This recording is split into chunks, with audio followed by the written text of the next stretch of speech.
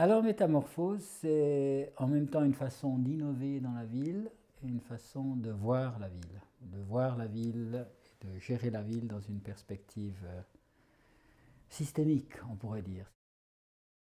Voir la ville, pour moi, dans une perspective énergétique, c'est penser à la multiplicité des fluides dont les habitants ont besoin, la manière dont ils sont apportés, la manière dont ils sont consommés, la manière dont ils sont économisés, c'est-à-dire dont ils ne sont pas consommés.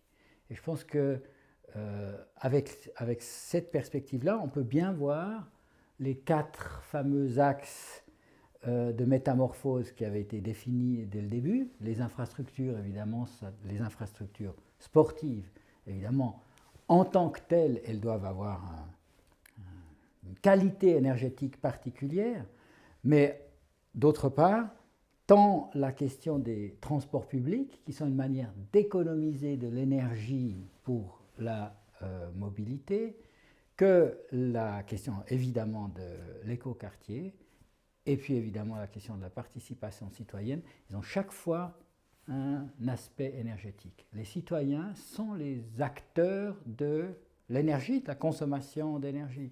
Les écoquartiers, c'est des endroits où il faut optimiser, rendre aussi efficient que possible les flux d'énergie entrants et les déchets sortants ou les émissions sortantes.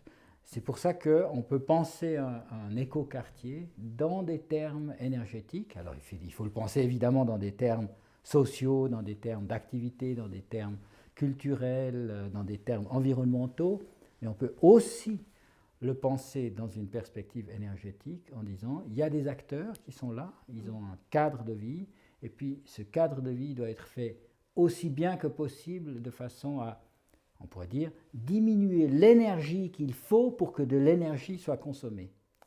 C'est-à-dire, la production d'énergie, elle doit être aussi proche que possible de son lieu de consommation.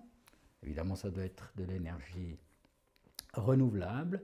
Et puis, les gens doivent participer à ces flux d'énergie de façon à être très sobre énergétiquement, à la fois en tant qu'habitant et en tant qu'acteur économique.